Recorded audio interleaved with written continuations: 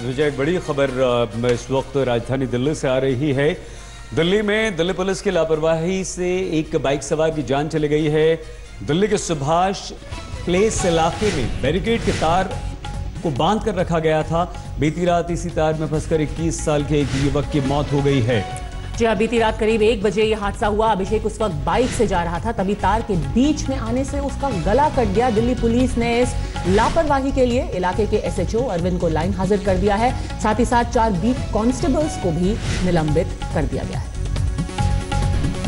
गंभीर घटना, एक शख्स की जान चली जाती है, एसएचओ लाइन हाजिर, लेकिन ये वो तस्वीर है शख्स की जिसकी जान गई है। और ये वो मौके की तस्वीरें भी है जहां पर अभिषेक उस वक्त घर जा रहा था, बाइक पर सवार था।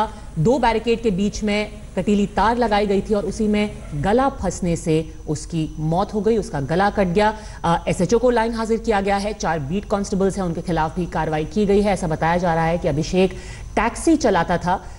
रात को जब वो वापस घर जा रहा था, शायद जो बैरिकेड्स के बीच में तार लगी हुई थी उसको दिखाई नहीं दी और उसी में फंसने से उसकी मौत हो गई। और इन तस्वीरों में आप देख सकते हैं किस तरह लापरवाही से इस तार को लगाया गया था। दिखने में बहुत ही मुश्किल, कोई भी नहीं समझ पाएगा कि कैसे ये कटीली तारें लगी हुई हैं 2 बैरिकेड्स के बीच में। चिराग गोठी ने जाकर के मौके का जायजा लिया। देखिए ये रिपोर्ट।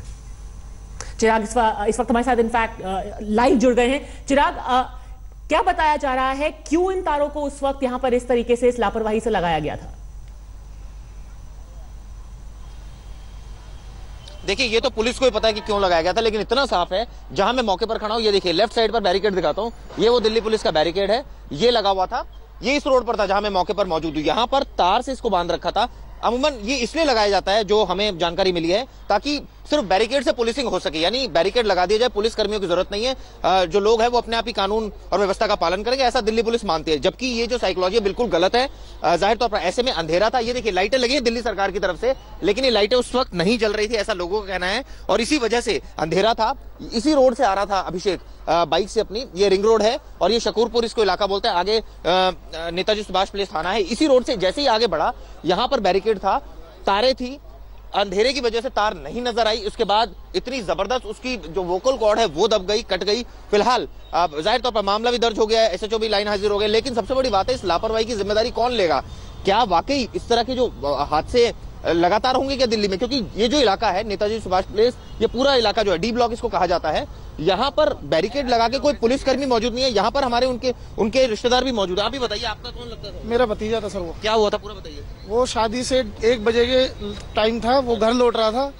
जैसे ही वो रिंग रोड से इस साइड घर की तरफ आया, अचानक क्या हुआ, बैरिकेड लगे थे। बैरिकेड को देख के उसने सोचा कि साइड से निकल जाता हूँ। उसको वो तार दिखी नहीं, तार उसके एकदम यहाँ लगी और यहीं से ब्लॉक होके और तुरंत ऑन द स्पॉट ही वो डेथ हो गया। तो यहाँ बैरिकेड पुलिस कर्मी नहीं थे, सिर्फ बैरिकेड क्यों लगा? ओनली बैरिकेड थे, पुलिस कोई नहीं थी और ना ही कोई उसकी लापरवाही है पुलिस की। क्योंकि ऐसे में ये रात में लगा के चले जाते हैं, उसके बाद में सो जाते हैं, जनता जाने।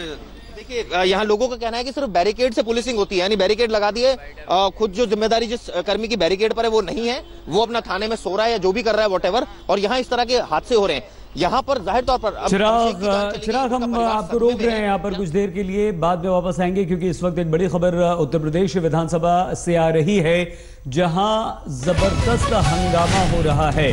और यह हंगामा समाजवादी पार्टी के विधायक कर रहे हैं। राज्यपाल के अभिभाषण के दौरान यह हंगामा उन्होंने किया है, बैनरों के साथ समाजवादी पार्टी के विधायक विधानसभा में। राज्यपाल का अभिभाषण चल रहा है, शोर शराबे के बीच भी अभिभाषण जारी है, पर समाजवादी पार्टी के जो नेता हैं, जो विधायक हैं, वो राज्यपाल को बोलने नहीं दे रहे हैं। जबरदस्त शोर शराबा अभी भी जारी है। कई मुद्दों पर ये विरोध चल रहा है समाजवादी पार्टी के विधायकों का। कासगंज में जो हिंसा हुई है उसके बारे में भी नारेबाजी की जा रही है, पर लगातार तो तस्वीरें आप देख सकते हैं लखनऊ की, जहां पर पहले विधानसभा के बाहर बोर्ड लेकर के प्रदर्शन किया समाजवादी पार्टी ने, और उसके बाद जैसे ही राज्यपाल का अभिभाषण शुरू हुआ, शोर शराबा भी शुरू कर दिया गया। पत्रकारों पर हो रहा है अत्याचार, कासगंज में हिंसा, सारे ही मुद्दे आज उठा रही है समाजवादी पार्टी। पूरी कोशिश है कि किसी भी तरह से योगी सरकार को विधानसभा के अंदर घेरा जाए। पहले बाहर प्रदर्शन और उसके फौरन बाद अंदर भी हंगामा। पर्यावरण संतुलन, रोजगार कार्यक्रम, स्वास्थ्य सुविधा और सुरक्षा उद्योग।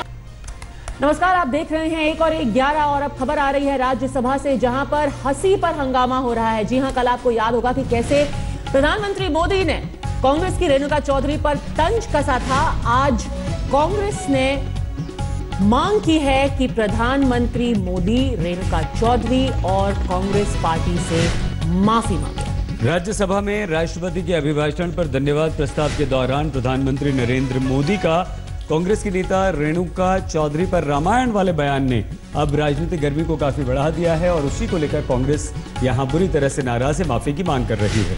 आपको याद दिला दें कि कल जब धन्यवाद प्रस्ताव दे रहे थे प्रधानमंत्री, तो रेणुका चौधरी राज्यसभा के अंदर हंस पड़ी थी। वेंकैया नायडू भी खासे नाराज हो गए थे। उनसे कहा था कि अगर संसद की मर्यादा को आप कायम नहीं रख सकते तो आप संसद से बाहर चले जाएं। उसी वक्त प्रधानमंत्री ने रोका था और कहा था कि रेणुका चौधरी के खिलाफ कुछ कार्रवाई मत कीजिए, क्योंकि रामायण के बाद पहली बार इस तरह की हंसी सुनने को मिली है। खासी नाराज हो गई थी। उसके बाद रेणुका चौधरी कहा था कि उनके ऊपर व्यक्तिगत टिप्पणी की गई। और यही जो प्रधानमंत्री नरेंद्र मोदी ने रामायण वाली बात कही थी, रेणुका चौधरी को बुरा लगा। रेणुका चौधरी ने इसे निंदनीय बताया और कहा कि ये निजी टिप्पणी है, ये गरिमा के साथ छेड़छाड़ है, इसलिए माफी मांगी। माफी की मांग अब कांग्रेस ने भी कर दी। इसके फौरन बाद स्मृति ईरानी और निर्मला सीतारमण भी प्रधानमंत्री के बचाव में आई थी। उन्होंने उल्टा रेणुका चौधरी पर निशाना साधा था, ये कहते हुए कि इस तरह से हंस के जब प्रधानमंत्री का धन्यवाद प्रस्ताव चल रहा है, रेणुका चौधरी ने संसद की गरिमा को चोट पहुंचाई है। क्या कहा था प्रधानमंत्री ने तंज कसते हुए, आइए सुनाते हैं। तो अब राज्यसभा के अंदर सईद रामायण को लेकर महाभारत शुरू हो गया। हाँ बिल्कुल, देखिए रामायण की टिप्पणी की प्रधानमंत्री मोदी ने और अब कांग्रेस ने महाभारत शुरू कर दिए हैं। इस समय एक बड़ी खबर आ रही है। 3 दिन पहले श्रीनगर के अस्पताल में आतंकवादी हमले के सिलसिले में 4 लोगों को गिरफ्तार किया गया है। पुलिस ने 4 युवकों को दक्षिणी कश्मीर से गिरफ्तार किया। इस मामले में आतंकी और हिजबुल कमांडर नवीद का सीसीटीवी भी सुरक्षा बलों को मिला है और इसमें वो अस्पताल में आता हुआ दिखाई दे रहा है और एक शख्स उसका गेट पर इंतजार कर रहा है। इसी के बाद पुलिस बल पर भी हमला हुआ था और आतंकी नावेद फरार हो गया था। वहीं इसी मामले से जुड़ा हुआ हिजबुल कमांडर और उसकी आवाज का एक ऑडियो टेप भी सामने आया है, जिसमें वो कह रहा है कि आतंकी नवीद जट उसके पास पहुंच चुका है। अल्हम्दुलिल्लाह वो दोनों अल्लाह के फजल व करम से बहिफाजत हमारे पास पहुंच चुके हैं। घाटी में पाकिस्तान की दहशतगर्दी का ऑडियो टेप वायरल हो रहा है। श्रीनगर के सबसे बड़े अस्पताल श्री महाराजा हरि सिंह अस्पताल में हुए आतंकी हमले में फरार हुए लश्कर कमांडर नवीद जट का इस टेप में जिक्र किया गया है। 8 मिनट के इस ऑडियो टेप में हिजबुल मुजाहिदीन के कमांडर रियाज नायकू की आवाज है, जो कि दावा कर रहा है कि नवीद उनके पास पहुंच चुका है। जैसा कि आप सब जानते हो कि नवीद भाई अलमोरुफ हंजला भाई, जो कल SHMS श्रीनगर हॉस्पिटल से पुलिस के हाथों से भागने में कामयाब हुआ और जो साथी इस मिशन पर इस काम के लिए वहां गया था, अल्हम्दुलिल्लाह वो दोनों अल्लाह के फजल व करम से बहिफाजत हमारे पास पहुंच चुके हैं। ऑडियो रिकॉर्डिंग में साफ तौर पर पाकिस्तान का जिक्र किया गया है। कैसे पाकिस्तान घाटी में दहशतगर्दी फैला रहा है, कैसे आतंकियों को मदद और पनाह दी जा रही है, जिसके लिए हिजबुल कमांडर पाकिस्तान की तारीफ करते नहीं थक रहा। वहीं नावेद भट्ट की गिरफ्तारी के लिए भारत ने नेपाल सीमा पर चौकसी तेज कर दी है। खुफिया जानकारी मिलने के बाद पूरी भारत नेपाल सीमा पर हाई अलर्ट जारी कर दिया गया है। सीमा पर पुलिस और SSB के जवान भारत से नेपाल जाने वालों की सघन तलाशी ले रहे हैं। इसके साथ ही सीमा पर CCTV कैमरे से भी आने जाने वालों पर नजर रखी जा रही है। ऊपर से जब भी हाई अलर्ट जारी होता है और इस तरह कोई बात होती है तो हम लोग विशेष रूप से अभियान चलाकर अधिक से अधिक फोर्स लगाकर और इसको अंजाम देते हैं।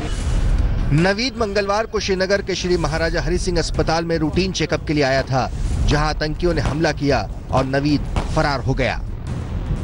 नवीद पाकिस्तान के मुल्तान का रहने वाला है और लश्कर तैयबा से जुड़ा हुआ है।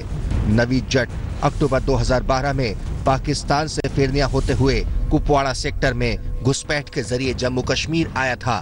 नवीद अपने 7 आतंकवादियों के साथ भारतीय सीमा में दाखिल हुआ था। उसके साथ के 7 आतंकियों में से 3 को सुरक्षा बलों ने मुठभेड़ में ढेर कर दिया।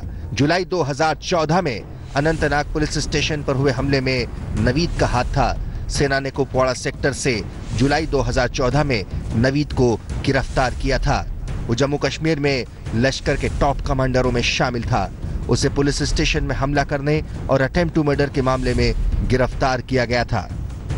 नवीद भले ही अपने आतंकी साथियों के पास पहुंच गया हो, लेकिन सुरक्षा बल उसे इतनी आसानी से छोड़ने वाले नहीं हैं, जिसकी तलाश तेजी से की जा रही है। श्रीनगर से शुजा उल हक के साथ महाराजगंज से अमितेश, आज तक। अब एक दिलचस्प सवाल, क्या मुर्गे को लेकर 2 राज्यों में रार छिड़ सकती है? सुनने में अजीब भले ही लगता हो, लेकिन मध्य प्रदेश और छत्तीसगढ़ में कड़कनाथ मुर्गे पर अब तनातनी है। दोनों ही इस मुर्गे के जीआई टैग पर दावा ठोक रहे हैं। तो मध्य प्रदेश का दावा यह है कि कड़कनाथ मुर्गा मूल रूप से झाबुआ जिले का है, जबकि छत्तीसगढ़ सरकार कह रही है कि कड़कनाथ दंतेवाड़ा में सबसे ज्यादा पाए जाते हैं और सदियों से आदिवासी कड़कनाथ को पालते हैं।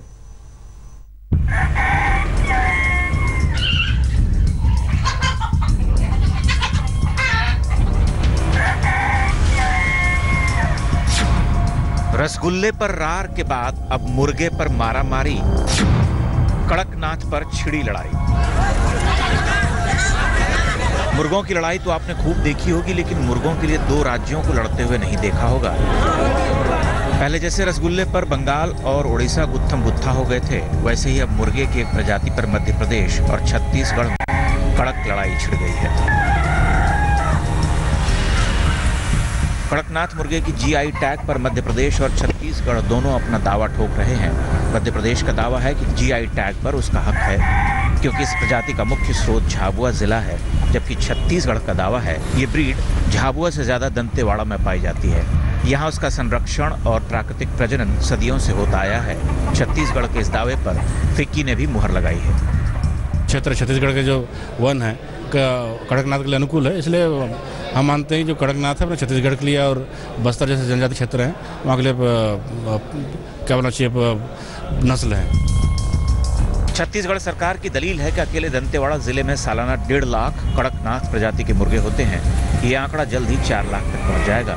सरकार के मुताबिक बस्तर के आदिवासी इलाकों में कड़कनाथ सदियों से लोगों के घरों में पाया जाता है।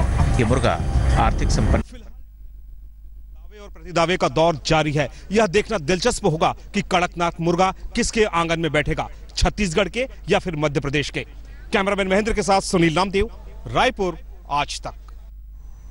इस समय एक बड़ी खबर उत्तर प्रदेश से आ रही है। यूपी में बोर्ड परीक्षाओं में बड़े पैमाने पर परीक्षार्थी गायब हैं। नकल पर योगी सरकार की जबरदस्त लड़ाई के बाद ऐसा दिखाई दे रहा है। 5 लाख छात्रों ने परीक्षा छोड़ दी। आपको बता दें अब तक 31,000 छात्र सिर्फ एक जिले यानी हरदोई से परीक्षा छोड़ चुके हैं, जबकि दूसरे नंबर पर है आजमगढ़। आपको बता दें कि यूपी में 10वीं और 12वीं की परीक्षा के लिए कुल 66 लाख छात्रों ने फॉर्म भरा।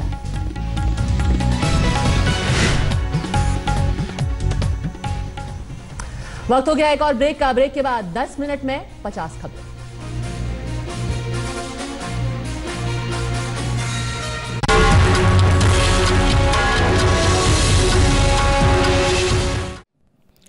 लेटेस्ट खबरों के लिए यूं ही देखते रहिए आज तक, और इस वीडियो के पसंद आने पर लाइक, शेयर एंड सब्सक्राइब करना ना भूलें।